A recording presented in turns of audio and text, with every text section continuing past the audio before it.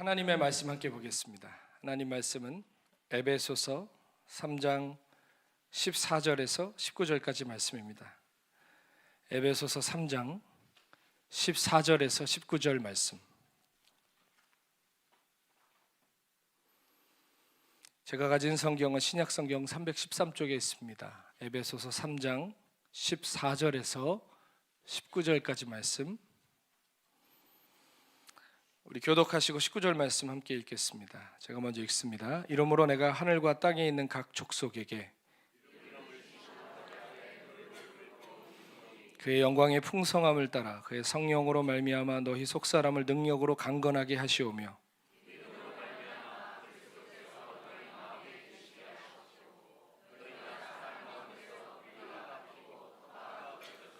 능히 모든 성도와 함께 지식에 넘치는 그리스도의 사랑을 알고 그 너비와 길이와 높이와 깊이가 어떠함을 깨달아 하나님의 모든 충만하신 것으로 너희에게 충만하게 하시기를 구하노라. 아멘. 아멘. 오늘 하나님 예비하신 귀한 은혜가 오늘 예배에 나온 모든 성도들의 심령마다 임하시기를 축원합니다. 참 이렇게 새 가족들이 많이 등록하시고 저희 가족 되시니까 마음이 참 기쁩니다. 오늘 다른 사역 안 해도 좋을 것 같은데 제가 또 사역을 안 하면 여러분이 손해를 보시기 때문에 말씀은 전하겠습니다만 참 하나님 얼마나 기뻐하실까라는 생각을 했습니다. 누구나 하나님의 자녀가 될 수 있고 누구나 주의 몸된 교회에 와서 주님의 이름 부를 수 있습니다. 우리가 차별함 없이 누구나 어느 누구나 와서 주의 복음을 듣고 거듭나서 하나님의 자녀가 되는 정말 주님이 기뻐하시는 사도행전적 교회 되는 우리 모두가 되기를 축원합니다.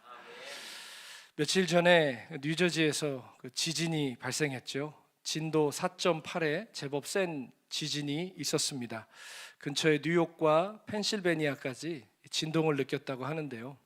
원래 이곳이 지진이 없는 곳이라면서요. 그래서 많은 분들이 좀 당황하셨다고 하는데요. 저도 그날 숙소에서 있는데 집이 막 흔들리는 거예요. 그런데 설마 지진일까 하고 마음이 좀 순수해서 그런지 바람이 이렇게 센가 그랬습니다. 왜냐하면 저희가 수요일 밤에 진짜 돌풍이 불어가지고 오시면서 조금 예민하신 분들은 아셨겠지만 교회 옆에 있는 나무 두 그루가 지금 없어요. 한 그루가 뿌리채 이렇게 뽑혀서 전봇대에 걸렸습니다. 그래서 시에서 와서 그것을 처리하는데 옆에 나무도 뿌리가 걸려 있어가지고 같이 뽑히더라고요. 그래서 두 나무가 그 돌풍 때문에 사라진 셈이에요. 그래서 저 돌풍이 또 부나 보다. 이번엔 집을 날리려고 하나? 그 정도로 저는 지진이라는 생각을 못했었습니다. 저도 지진이라는 것을 실은 이번에 처음 겪어봤거든요. 그러니까 이게 저도 당황스럽고 놀랍더라고요. 참 자연재해라는 거 앞에서 인간의 문명이 참 보잘것없는 생각이 듭니다. 그저 땅 밑에서 판이 조금 이동하거나 깨졌을 뿐이잖아요. 그런데 지구 표면에 살아가고 있는 우리에게는 이게 재앙이에요. 그렇죠? 아무리 으리으리하고 화려한 건물들을 세워놨어도 땅 밑에서 몇 초만 흔들면요 쫄하게 다 무너집니다. 영원히 살 것 같던 사람들이 자기들이 세워놓은 것들에 깔려서 수백 수천 명씩 죽습니다. 정말 우리 인생이 이러한 자연재해를 볼 때마다 우리 인생이 먼지 같구나, 아무것도 아니구나 라는 것을 느끼게 되는 것 같아요. 지혜로운 사람들은 이런 일이 있을 때마다 내가 보잘것없는 피조물임을 깨닫습니다. 크신 하나님 앞에 내가 얼마나 작은 자인지 깨닫고 자신의 영혼과 남은 삶들을 돌아보게 되죠. 그러나 우둔한 사람들은요 땅이 흔들리고 하늘이 갈라져도 도저히 깨닫지를 못합니다. 영원히 살 것처럼 오늘도 죄 가운데 살아가죠. 우리 사랑하는 모든 사랑과 진리교회 성도들께서는 지혜로운 성도들 되셔야 될 줄로 믿습니다. 영원의 때를 준비하시는 분들 되시기를 축원합니다. 이번 지진을 보면서요 동시에 저는 우리의 신앙과 삶을 생각해 봤습니다.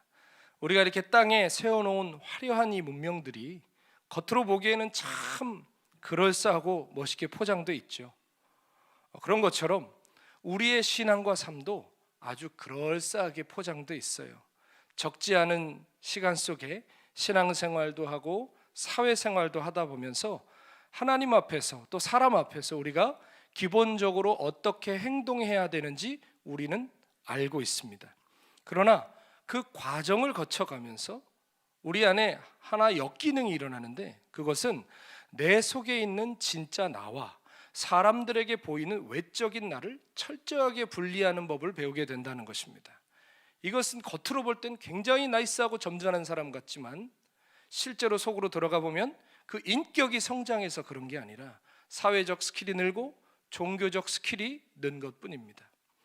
인격이 성장을 하면요, 겉과 속이 하나가 되어가는 방향으로 성장을 해요. 그러나 사회적인 종교적인 스킬만 늘면 겉과 속은 항상 수평선을 달리게 되어 있습니다. 그렇게 되면 무슨 문제가 생기느냐, 보이지 않는 땅 속에서 뭔가 꿈틀하면 이 문명 세계가 통째로 흔들리듯이 우리 내면에서 뭔가 나도 모르는 게 꿈틀할 때마다 우리의 삶도 함께 흔들리고 무너진다는 것입니다. 지진이 날 때 땅이 갈라지죠. 어느 땅이 갈라지나요? 약한 지반이 갈라지는 거예요. 화산이 폭발할 때 마그마가 어디로 쏟아집니까? 연약한 지대를 뚫고 마그마가 쏟아지는 거예요. 마찬가지로 우리 내면의 어두움은요, 평소에 우리의 스킬들로 싹 가려져 있다가 어느 순간 이 스킬이 필요 없는 그 장소에서, 그 시간에서는 우리의 연약한 영역을 뚫고 올라옵니다. 우리의 어두움은 거기에서 여지없이 드러나게 되는 거죠. 거기가 어딜까요? 어디든 될 수 있겠죠. 제일 쉬운 데가 어딜까요? 우리가 무장 해제하기 제일 쉬운데 어딜까요? 집이세요? 예, 맞습니다. 집이에요. 집에서 넥타이 매고 형제 자매님 하는 분들 없을 겁니다. 무장 해제되는 그 집에서 남편의 어두움은 아내에게 쏟아지고 아내의 어두움은 아이들에게 쏟아집니다. 또 우리가 누군가를 좀 지배하거나 컨트롤할 수 있는 곳, 학교에서 선생님은 학생들에게 그럴 수 있고요, 사장님은 직원들에게 그럴 수 있고요, 선교사는 현지인에게 그럴 수 있고요, 담임 목사는 부교육자에게 그럴 수 있습니다. 내 스킬이 필요 없는 곳, 내 속에 있는 게 드러나도 괜찮다고 생각하는 곳, 거기서 진짜 내 안에 처리되지 않은 인격이 튀어나옵니다. 내 속에 감추어둔 어두움들이 쏟아져 나오는 것이죠. 그럴 때마다 우리는 굉장히 괴롭습니다. 신앙이 없는 사람이야 당연히 그러려니 하지만 우리는 주님을 알고 나름 주님 뜻대로 살려고 노력하는 사람들 아니에요. 그렇죠? 화내려고 준비하고 살진 않으시잖아요. 나도 모르게 주체를 못하는 거죠.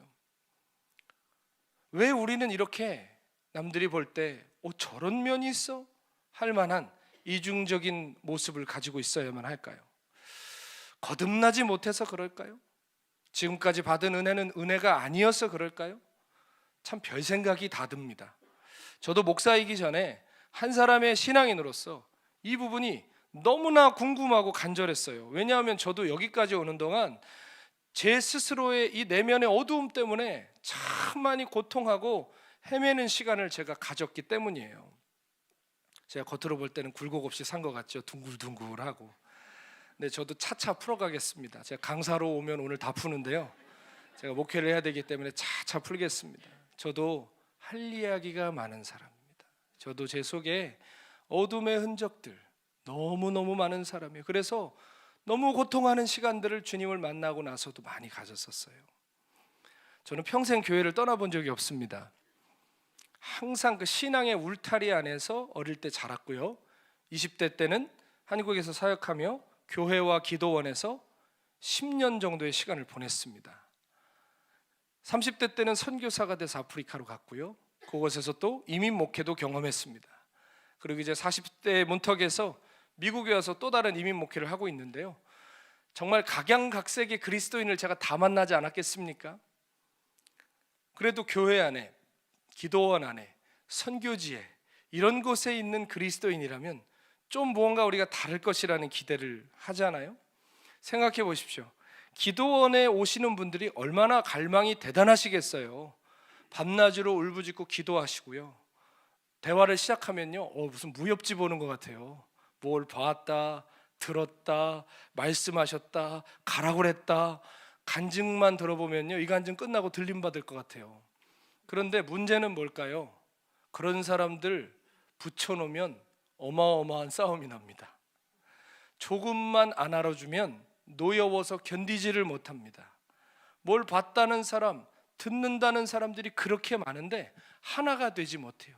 모이면 불화가 생겨요. 저는 그게 너무너무 궁금하더라고요. 선교지에 갔습니다. 우리가 선교사님들이라고 하면 세상에서 가장 숭고한 헌신의 끝판왕이라고 생각을 하잖아요. 물론 정말 그렇습니다. 귀한 분들이 자신의 많은 것들을 내려놓고 그 땅에 가서 영혼들을 섬기고 계신데요, 놀랍게도 다 그런 것은 아닙니다만 모이면 싸웁니다. 선교사님들도 하나 되기가 너무너무 어렵더라고요.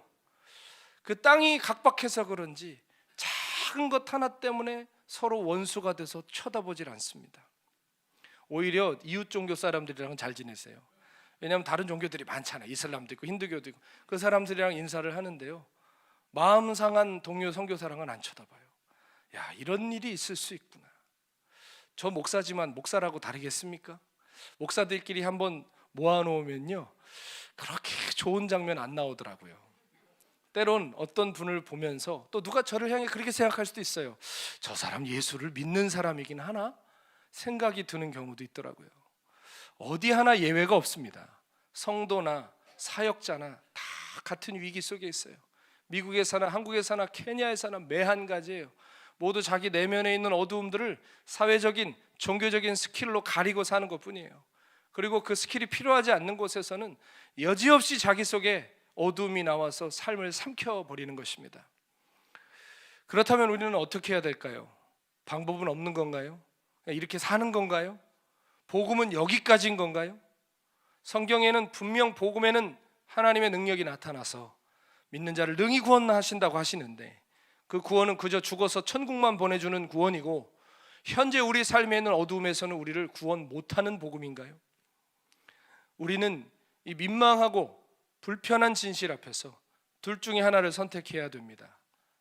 회피할 것인가, 직면할 것인가. 되게 많은 사람들이 회피의 길을 택하죠. 자기 본질은 뒤로 던져놓고 화려한 가면들로 자신의 그 가련한 내면을 덮어놓고 삽니다. 기도 많이 한다, 예배 안 빠진다, 헌금 많이 한다, 충성한다, 봉사한다, 헌신한다, 이런 것으로 자꾸 자기를 치장하는 것입니다. 또 교회에서도요, 그렇게 하면 신앙 좋은 것으로 여겨줍니다. 왜일까요? 그 뒷모습을 잘 볼 수가 없기 때문에. 그러나 그 화려한 뒤편에 나타나는 초라한 내 인생의 본 모습은 우리 스스로가 너무나 잘 알고 있지 않습니까? 지금은 소천하신 한국의 예수원의 대천덕 신부님께서 한국교회의 신앙은 크리스마스 트리와 같다라는 얘기를 하신 적이 있습니다. 신앙이 크리스마스 트리와 같다니 무슨 말일까요? 크리스마스 때가 되면 괜찮은 나무를 하나 산에서 베어와서 온갖 것들로 장식해 놓죠. 번쩍번쩍하는 것들로 달아 놓습니다. 그러나 그 말 그대로 그냥 치장한 거예요. 그 속에 있는 나무는 점점 어떻게 돼가요? 점점 말라 죽어가는 거예요. 그리고 결국 크리스마스가 지나면 그 장식물 다 떼고요, 말라 비틀어진 나무는 장작으로 쓰는 거예요. 우리 신앙이 그렇다는 거죠. 겉으로 볼 때는 화려한 것들이 잔뜩 있는데 내가 아닌 거예요. 그거는 하나님 앞에 갈 때는 그 모든 장식물 다 떼고 우리의 본질이 가는 거예요.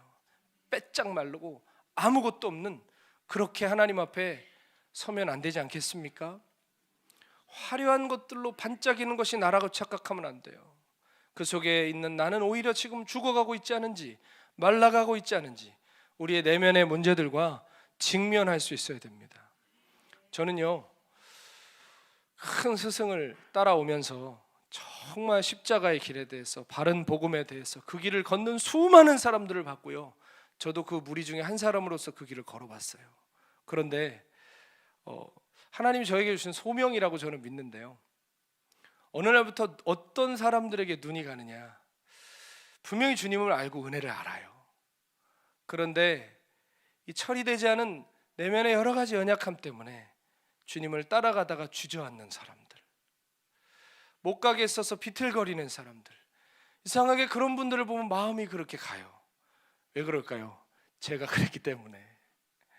우리는 쉽게 그렇게 생각하죠. 나는 구원 못 받았나 봐. 나는 하나님이 택하지 않았나 봐. 나는 여기까지인가 봐. 그러나 여러분, 아니던걸요. 하나님의 사랑이, 하나님의 손이 그렇게 짧지 않더라고요. 저는 제 목회에 있어서 가장 중요한 관심과 목표가 여기 있습니다.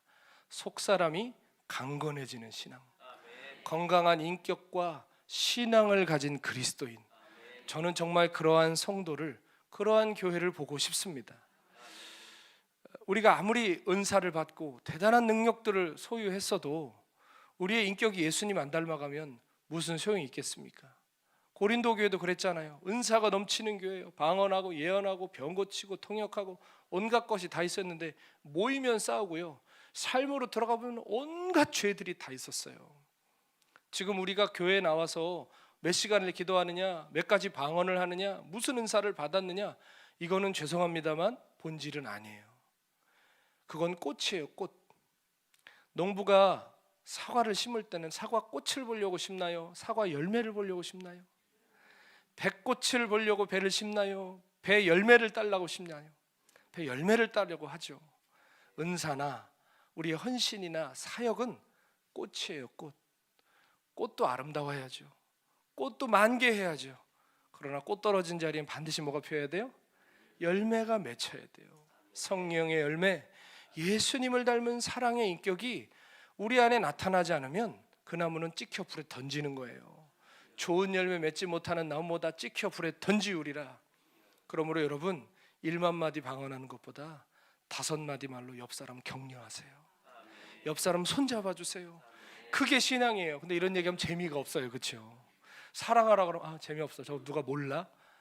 우리는 뭔가 막 돌파하고 뚫어내고 뭔가 받고 열리고 보이고 그런 걸 신앙이라고 생각해요. 물론 신앙이죠. 그러나 그것은 신앙의 목표가 아니라 참 신앙으로 가는 하나의 도구일 뿐이에요. 중요한 건 정말 예수님의 형상을 우리가 담아내는 것입니다. 아멘이시죠? 우리의 속사람도 예수님을 닮아 강건해지기를 축원합니다. 우리는 강도 높은 심판의 메시지도 많이 들어봤고요, 정말 강력한 은혜들도 경험해봤어요. 그런데 어느 날 눈 떠보면 어디론가 다 새나가고 없을 때가 있죠. 물론 그 속에서 변화하고 성장하시는 분들도 계시지만 적지 않은 분들이 뒤처지고 도태되고 포기하는 경우도 많아요. 저는 정말 가슴이 아파요. 저도 그 한때 그 도태와 포기의 현장 속에서 절망과 좌절을 경험했던 때가 있었기 때문에 참 그 기가 막힌 슬픔과 고통을 제가 알아요. 저는요, 그런 분들과 같이 가고 싶습니다. 잘 뛰어가시는 분들 먼저 가세요. 제가 그런 분들과 저는 좀 같이 가고 싶어요. 나 혹시 버림받은 거 아니야? 나 하나님이 날 용서 안 하는 거 아니야? 저는 그런 사람들 환영합니다. 저도 수없이 그 생각들 속에 스스로를 괴롭혀 봤기 때문에. 여러분, 그러나 하나님은 우리가 생각하는 것보다 훨씬 좋으신 분이십니다. 분명하게 여러분에게 말씀드려요. 하나님은 여러분을 사랑하십니다. 우리의 아버지라 불림받기 부끄러워하지 않으시는 하나님께서 마음에 병이 들어서 자꾸만 쓰러지는 자녀들 포기하지 않으시는 거 저는 압니다. 왜냐하면 제가 그 은혜를 입은 제가 그 증인이기 때문이에요. 기억하세요. 우리를 변화시킬 수 있는 것은 하나님의 사랑밖에 없어요. 오직 하나님의 사랑만이 우리를 온전하게 하고 오직 하나님의 사랑만이 끝까지 예수님을 따라갈 수 있는 힘을 줍니다. 심판과 정말 천국 지옥에 대한 메시지가 우리를 두렵게 하고 우리를 죄에서 돌이키게 할 수 있습니다만, 제 개인의 경험을 가만히 살펴보니까요, 무엇이 저를 걸어가게 하는가, 무엇이 저를 정말 죽음을 이기게 하고 하나님의 영광을 바라보게 하는가, 그것은 심판이 아니라 하나님의 놀라운 사랑이었어요. 심판의 메시지 들어야 됩니다. 우리 같은 죄인들 정신 차려야 됩니다. 그러나 결국 우리가 가야 되는 곳은 그 십자가에서 나타내신 하나님의 사랑입니다. 그것이 우리의 마음에 깊이 닿을 때 우리의 병든 마음이 새로워지고 하나님의 영광의 빛이 우리 어둠 가운데 비춰지게 되는 것이에요. 오늘 본문은 그 이야기를 우리에게 하고 싶은 겁니다. 너무나 중요하지만 많은 사람이 믿지 않고 사는 하나님의 그 사랑에 대해서 성경은 제발 그것을 깨닫고 알아야 된다고 우리에게 말씀하고 계신 것이죠. 오늘 말씀 16절에 보면 하나님의 영광의 풍성함을 따라 성령으로 너희 속사람을 능력으로 강건하게 하신다라고 나와 있죠. 하나님의 영광이 풍성하시답니다. 하나님이 1부 때 은혜 다 주셔서 2부 때는 주실 은혜가 없고 이런 분이 아니시라 하나님의 은혜를 사모하고 구하는 자마다 하나님 오늘도 준비하신 영광을 나타내시는 분임을 믿습니다. 그 영광을 따라 그의 성령께서 우리 속사람을 그분의 능력으로 강건하게 하신답니다. 아멘. 그래서 어떻게 해요? 믿음으로 그리스도께서 우리의 마음에 계시게 하고 우리가 어디에 뿌리를 박아요? 사랑 안에 뿌리를 박고 사랑의 털을 잡아서 어떻게 해요? 그 다음에 그리스도의 사랑에 모든 성도와 함께 지식에 넘치는 그리스도의 사랑을 알랍니다. 지식에 넘치는 건 뭘까요? 우리는 우리의 경험만큼 우리의 감정만큼 우리의 느낌만큼 하나님을 제한하죠. 하나님 나 더 사랑하지 않을 거야. 근데 그거 누구 생각일까요? 그거 내 생각입니다. 하나님 나 포기했을 거야. 여기까지일 거야. 이럴 거야. 우리의 그 모든 지식보다 하나님의 사랑, 그리스도의 사랑은 넘친다는 거예요. 아멘. 그래서 얼마나 넘치냐? 사도 바울이 그 너비와 길이와 높이와 깊이가 어떠함을 깨달아야 된다. 왜요? 그래야만 하나님의 모든 충만하심으로 우리가 충만해질 수 있다는 것이죠. 자, 이 말씀 정리하면요, 속사람이 강건하도록 성령이 우리를 도우신대요. 속사람이 강건해지면 어떻게 되느냐? 믿음이 건강하게 발휘가 됩니다. 여러분, 하나님이 나 버렸을 거야. 그것도 믿음인 거 아시죠? 여기까지일 거야. 그것도 믿음이에요. 우리가 자꾸 거기에 무게를 실으면 그게 믿음이 돼서 내 속에 역사한다니까요. 그러나 그런 왜곡된 믿음이 아니라 건강한 믿음이 발휘가 돼서 어떤 상황에서도 우리 안에 계신 그리스도를 바라볼 수 있게 하는 거예요. 그분의 변함없는 사랑에 우리가 서 있게 되는 것이죠. 또한 그 사랑의 터 위에서 그분의 사랑의 너비와 길이와 높이와 깊이를 점점 더 깨닫게 됩니다. 그리고 그것을 깨달아갈수록 어떻게 된다고요? 우리가 하나님의 충만 안에 거할 수 있게 된다고요. 여러분, 하나님의 충만 안에 있고 싶으세요? 그럼 성경은 단순한 것을 얘기해요. 그리스도의 사랑이 얼마나 놀라운지 알으래요. 사랑의 크기가 얼마나 놀라운지를 깨달으래요. 우리가 크게 착각하는 것이요, 우리는 하나님의 사랑을 당연히 잘 믿고 받아들인다고 생각합니다. 그러나 생각보다 많은 사람들이 하나님의 사랑과 용서를 잘 받아들이지 못합니다. 그 사랑을 머리로만 알고 입으로 찬양을 하지만 정말 내면의 깊은 곳까지는 하나님의 사랑이 잘 와닿지 않을 때가 많습니다. 내 환경을 보면, 삶을 보면 하나님 나 안 사랑하는 것 같거든요. 그러니까 자주 흔들리죠. 그 사랑을 못 믿어드리니까 방황하는 인생이 되는 것이죠. 우리가 받은 은혜에 문제가 있는 것이 아닙니다. 우리가 배운 말씀이 모자라서 그렇지 않습니다. 우리 속사람이 연약하여 항상 그것을 쏟아버리는 겁니다. 그리고 그 쏟아버림이 계속 반복되면 어떻게 되죠? 점점 죄책감과 낙심도 깊어지는 거예요. 그러니까 그리스도의 사랑과 용서를 더더욱 못 믿어드리는 악순환이 일어나는 겁니다. 때로는 여러분, 받은 은혜 계속 쏟아내면 누가 은혜 받자고 그래도 부담스러울 때가 있죠. 수련회 가자고 그래도, 기도원 가자고 그래도 싫을 때가 있어요. 왜요? 너무 초라한 내 자신을 또 봐야 될 것 같아서. 여러분, 그러나 은혜 앞으로 가셔야 삽니다. 예수님께서 제자들과 어디를 가실 때 베드로가 여쭤보죠. 선생님, 형제가 나한테 잘못했을 때 몇 번이나 용서해 주어야 됩니까? 7번 정도 하면 되겠습니까? 물어봤습니다. 왜 그러냐면 당시 랍비들이 그렇게 가르쳤어요. 7번 정도 용서하면 된다. 예수님 뭐라 그러셨죠? 무슨 말이냐? 70번씩 7번이라도 하라. 그러면 490번인데요. 솔직히 마음에 손을 얹고 얘기해 보세요. 490번 채우셨어요? 못 채우셨어요? 벌써 넘어갔어요. 우리는, 그렇죠? 벌써 넘어갔어요. 주님이 말씀하시는 건 그 숫자를 얘기하는 게 아니라 끝없이 용서하라는 거예요. 주님께서 그렇게 베드로에게 용서하라고 하신 주님께서 우리를 용서하심에 제한을 두시겠습니까?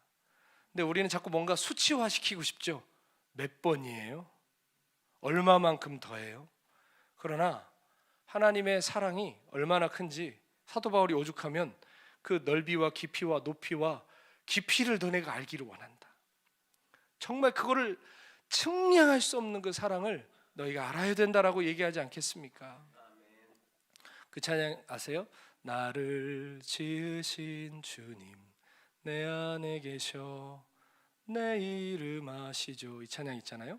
그 찬양 지으신 작곡가가 작사하신 분이 왜 이 찬양을 짓게 됐는지 어떤 칼럼을 올렸는데 참 은혜가 많이 됐어요. 이분이 어떤 고아원의 팀과 함께 방문했답니다. 근데 그 중에 어떤 아이가, 여러분 고아원 가보셨어요? 고아원 가보면 애들이요 정말 붙잡고 안 놔줘요. 너무 사랑에 갈급해서. 그리고 갈 때 되면 애들이 정말 얼굴이 막 어두워져요. 그리고 좀 큰 아이들은요 너무 많은 사람들이 왔다 가니까 마음도 잘 안 열어요.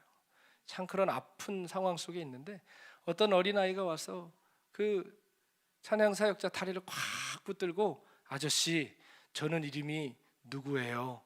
저는 이름이 누구예요? 몇 살이에요? 라고 막 얘기하더래요. 그러니까 그러냐고 막 이뻐했어요. 그런데 이 아이가 조금 있다가 또 오더니 또 그러더래요. 아저씨 저는 이름이 누구예요? 저는 몇 살이에요? 이 사역자가 그 고아원에 있는 동안 계속 여러 번 똑같은 얘기를 계속 하더래요. 근데 하나님께서 주신 마음이 저 부모가 없잖아요. 부모가 없으니까 잊히고 싶지가 않은 거예요. 나를 기억해 달라고 계속 사랑을 확인하고 나를 쳐다봐 달라고 나에게 사랑을 달라고 하는 거예요. 그래서 그때 하나님 마음을 깊이 받고 그분께서 그 내 이름 아시죠라는 찬양을 지었다는 글을 읽어봤습니다. 우리는 주님을 우리 마음에 모시기 전에는 고아들이었잖아요. 그렇죠? 고아의 영을 가진 사람들인데 이제는 양자의 영을 받아서 하나님을 아바 아버지라고 부릅니다만 우리 저 밑바닥 기저에는 그 고아의 영의 흔적이 있어요.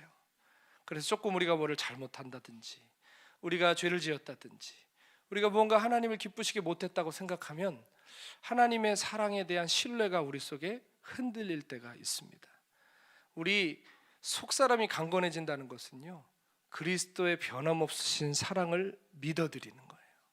그 놀라운 사랑 가운데로 더 깊이 들어가 하나님의 충만하심 가운데 거하는 거예요. 우리 모두 다 처음에는 그리스도의 사랑을 깨닫고 그분을 따르는 제자가 되셨죠? 혹시 여기서 협박받고 교회 다니신 분들 계세요? 아무도 없어요. 주님의 사랑에 붙들려서 처음에 이 길을 시작하는 겁니다. 그런데 시간이 지날수록 우리 저 밑바닥에 있는 우리 안에 병든 정서가 하나님의 그 사랑을 계속해서 의심하고 밀어냅니다. 그리고 그 자리에 뭐가 오죠? 익숙한 두려움이 들어와요. 하나님 사랑 의심하고 그 용서를 믿어드리지 않죠. 그래서 버림받을까, 밀려날까, 빼앗길까 이런 두려움이 우리 속에 자꾸만 역사하기 시작하는 거예요. 기억하세요. 하나님 사랑이 물러난 자리에는 자연스럽게 두려움이 들어옵니다. 그래서 우리로 하여금 두려움에 종노릇하게 하는 거예요. 우리가 우리 내면을 잘 살펴보셔야 될 것이 사람을요 사랑도 강력하게 견인하지만 두려움도 사람을 강력하게 이끌어갑니다. 두려워서 최선 다해요. 두려워서 더 열심히 해요. 자리 뺏길까봐, 뒤처질까봐. 여러분 일주일 동안 열심히 사시는데 오늘 하나님 주신 정말 새날이야. 너무너무 기뻐. 저 태양을 봐. 이 공기를 봐. 그 마음을 갖고 일하시기를 축복하지만 대부분 어때요? 얼굴이 어둡습니다. 죽을까 두려워. 뒤처질까, 빼앗길까, 굶을까, 학비 못 낼까, 렌트 못 낼까. 솔직히 우리를 강력하게 움직이는 힘은 사랑이나 소망이 아니라 두려움일 때가 많아요. 불안함일 때가 많아요. 물론 할 건 해야죠. 배짱이처럼 있으라는 얘기가 아니라. 그러나 우리의 삶에 사랑이 동기가 될 때는요 정말 우리는 죽는 데까지 갑니다. 두려움의 끝은 죽음이에요. 두려움엔 형벌이 있고요 죽음 이상은 못 넘어가요. 제자들 보세요. 죽는 데까지 간다고 그랬죠. 근데 정말 죽는 데 갔었잖아요. 겟세마네에서 예수님 잡혀가실 때 어땠어요? 다 도망갔어요. 그 스스로의 결단으로는 겟세마네를 못 넘어가는 거예요. 그런데 언제 그들이 땅끝까지 가서 제자가 되었습니까? 언제 열방으로 나가서 예수님을 위해 죽었습니까? 십자가의 사랑에 붙들렸을 때, 부활의 능력을 깨달았을 때, 그때 그들이 증인이 됐단 말이에요. 지금 우리를 무엇이 움직이고 있는지 그걸 잘 보셔야 돼요. 두려움의 종노릇하면 그 끝은 허무와 죄밖에 없습니다. 예전에 어떤 다큐멘터리를 하나 봤는데 외국의 어떤 선교단체가 북한 주민들의 백내장 수술을 집도해 줬어요. 그래서 많은 사람들이 이런 큰 어떤 장소에 모여가지고 다들 붕대를 이렇게 감고 있어요. 근데 이걸 하나하나씩 푸는 세레모니를 하는 거예요, 보니까. 근데요, 놀랍게요, 이거를 다 붕대를 푸니까요, 갑자기 눈이 보이잖아요. 확 보자마자 갑자기 어떻게 하는 줄 아세요? 맨 앞에 있는 김일성, 김정일 그 두 사진을 보면서 막 울어요. 그러면서 모든 사람이 감사합니다, 수령 동무 뭐 감사합니다, 제가 따라도 못하겠어요.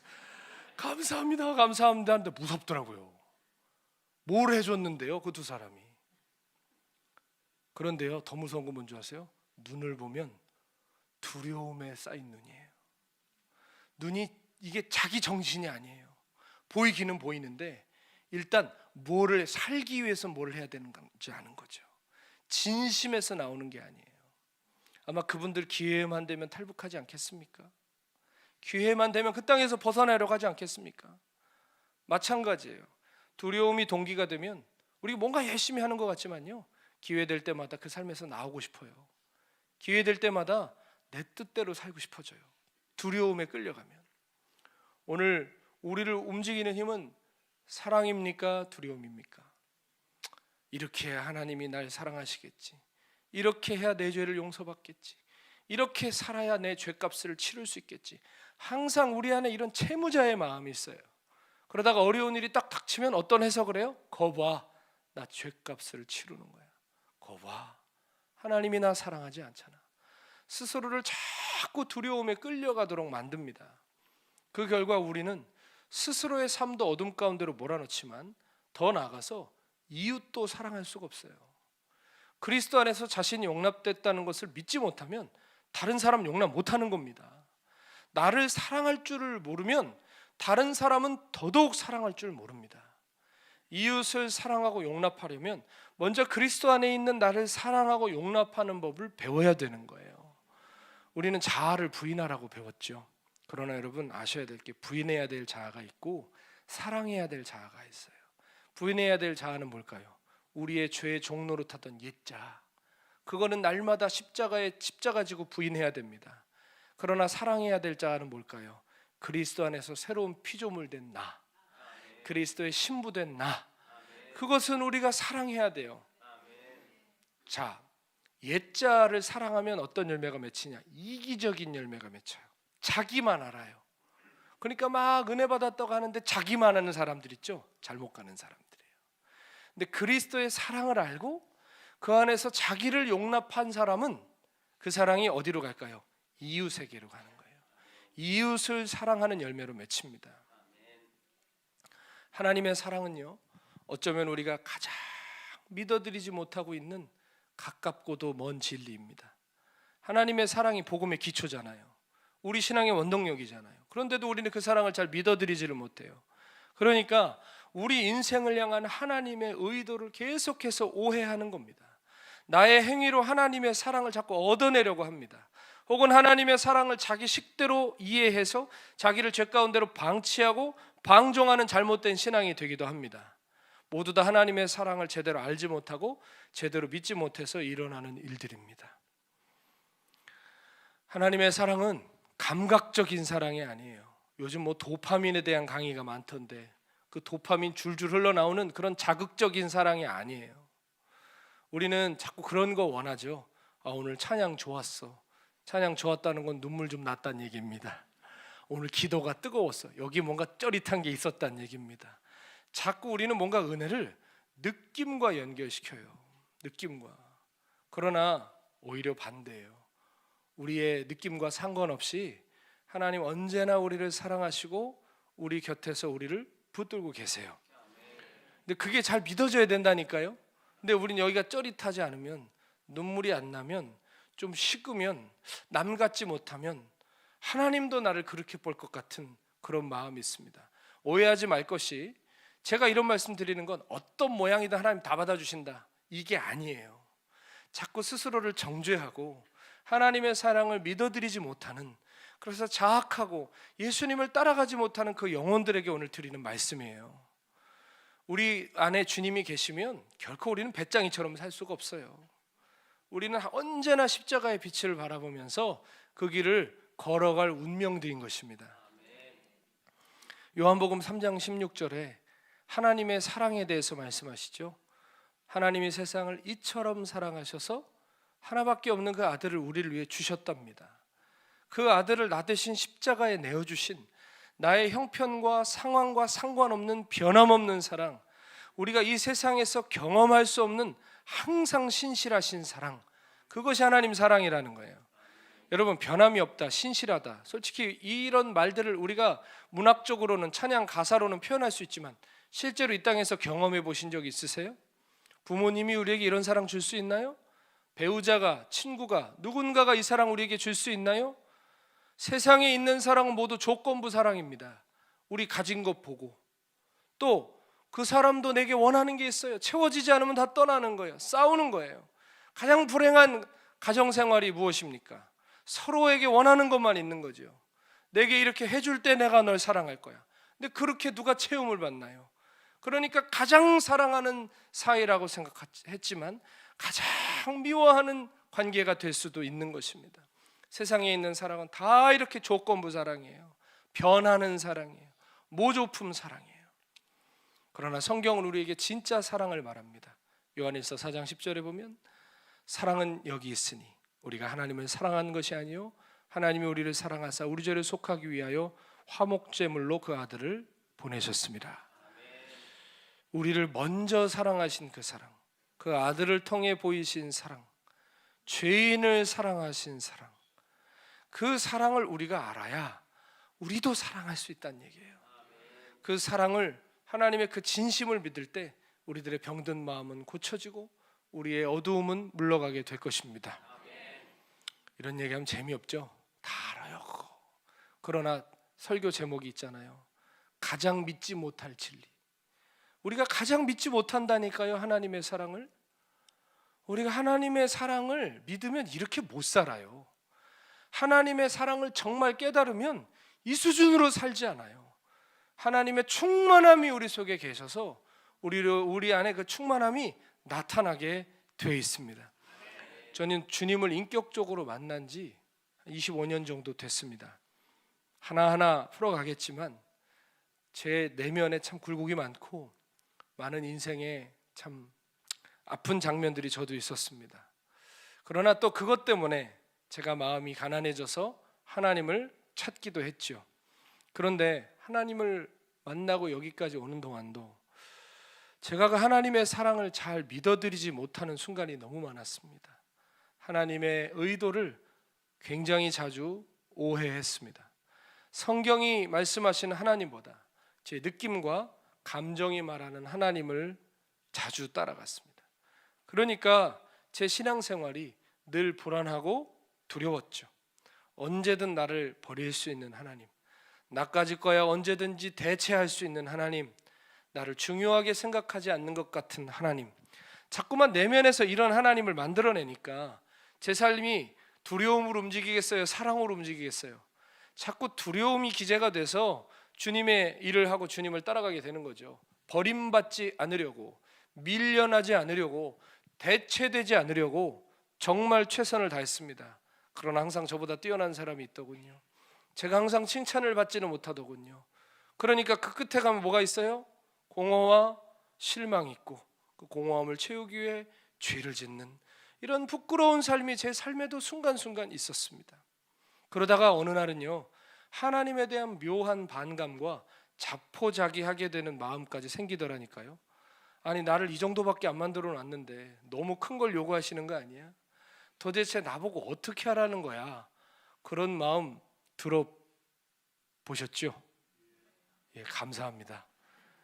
정말 그렇잖아요. 더군다나 저에게는 너무나 인격도 신앙도 뛰어나신 황새 선생님이 계셨습니다.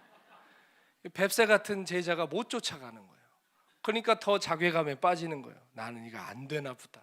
난 태생이 이런가 보다 하면서 점점 스스로를 갉아먹고요.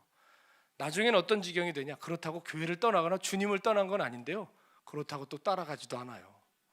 어정쩡한 입장이 돼서 자꾸 마음이 뒤틀어지고 왜곡되고 비판적인 언어들이 제 입에서 나오면서 저 스스로를 계속 무너뜨리고 더럽히더라고요. 그러다가 인생에 무슨 일이 덜컥 생기면 어때요? 이것 봐, 하나님이 나를 벌하시는 거야. 이것 봐, 내 죄값을 치르는 거야. 제 스스로가요, 그런 괴물 같은 하나님을 계속 만들어내더라니까요. 나를 이만큼 오라고 해놓고 최선을 다해 달려가면 싹 목적지를 저 뒤로 옮겨놓는 심술궂은 하나님을 제가 만들어 놓더라니까요. 제가 그 세월을 오래 보냈다니까요. 그러니까 저는 먼저 하실 분들은 가세요. 좀 그걸로 어려운 분들과 저는 좀 같이 가려고 합니다. 네, 여러분 기억하세요. 분명히 이 자리에는 하나님의 심판 앞에 있는 회개하셔야 될 분도 계시지만 어떤 분들은 제가 지금 계속 말씀드린 것처럼 그 병들고 강건치 못한 심령 때문에 주님을 잘 따라가지 못하는 분들 계십니다. 여러분, 하나님 우리 그렇게 쉽게 포기 안 하십니다. 하나님 우리를 붙들어서 다시 우리 마음을 새롭게 하시고 독수리의 날개쳐 올라감 같이 올라가게 하실 것입니다. 저랑 같이 가시죠. 예. 제가 분명한 증인입니다. 어떤 증인이냐? 그 헤매는 시간들 속에서도 하나님의 사랑이 저를 뒤돌아보면 포기하지 않으셨어요. 작년인가요?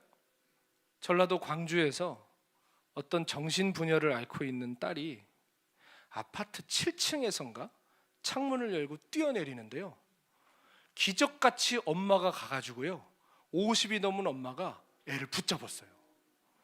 붙잡아서 대롱대롱 매달려 있는데요, 무려 15분을. 여러분 그거 쉬운 거 아니에요. 그 딸이 커요. 큰 딸이에요. 15분을 붙잡고 매달리고 있는데요, 막 그 대화하는 소리가 들려요. 엄마는 너 못 놔. 엄마는 너 못 놔. 이 손 놓지 말라고. 엄마는 너 못 놓는다고 하면서 꽉 그 손을 붙들고 딸은 너라고 소리 지르는데 엄마는 너 못 놔. 엄마는 너 못 놔 하면서 막 그 엄마가 초인적인 힘을 발휘해서 그거를 붙들어 가지고 나중에 구조가 됐어요. 제가 그 뉴스를 보는데 얼마나 눈물이 나는지. 이게 주님 같은 거예요.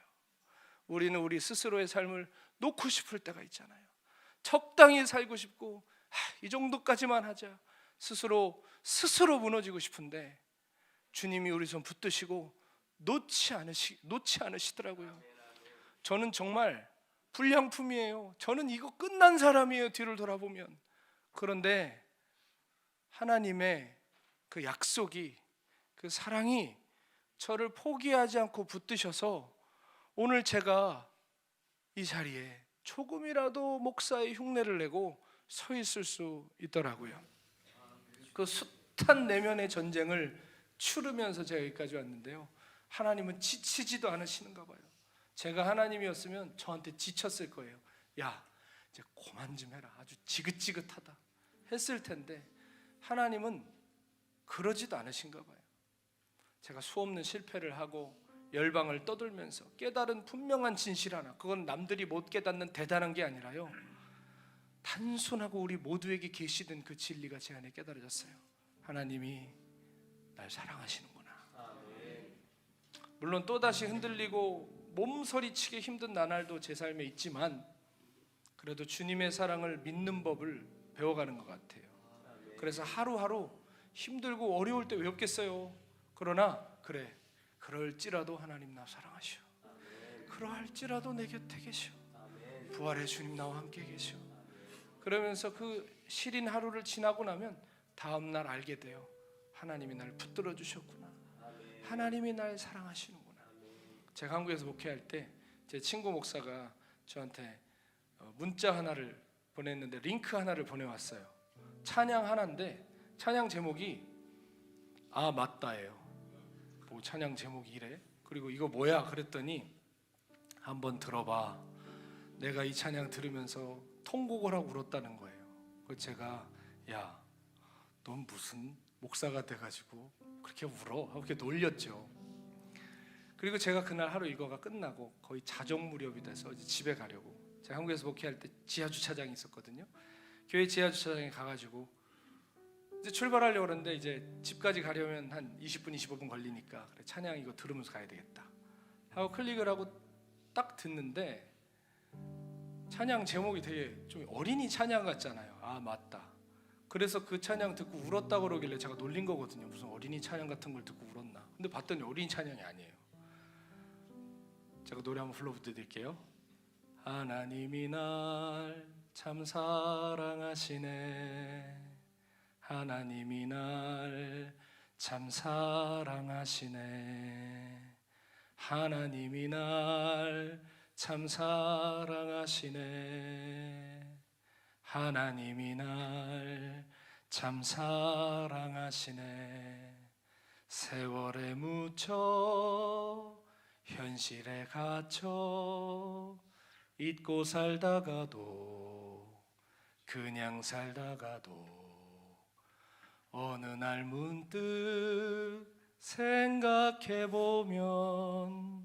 하나님이 날 참 사랑하시네. 얼마나 단순해요, 그렇죠? 세월에 묻혀 현실에 갇혀 잊고 살다가도 그냥 살다가도 어느 날 문득 생각해보면 아 맞다, 하나님이 나 사랑하시지. 아 맞다, 하나님이 나 사랑하시지. 대단한 일이 없어도 우리 삶에 어려운 일이 끊이지 않아도 아 맞다, 하나님이 나 사랑하시지. 그 주님과 함께 내가 이 길 걸어갈 수 있지. 여러분, 구원받은 성도의 가장 큰 증거가 뭔지 아세요? 아무리 헤매다가 아무리 어렵다가도요, 하나님이 나를 사랑하신다는 게 깨달아지면 다른 많은 말들이 필요가 없어져요. 수많은 물음표들이 우리 안에 있어요. 하나님 왜 아직 안 끝나요? 왜 여전한가요? 왜 지금인가요? 왜 그런가요? 수많은 물음표가 있는데요, 하나님이 나를 사랑하신다는 그 단순한 깨달음이 내 안에 닿으면 물음표가 다 없어져요. 왜 그럴까요?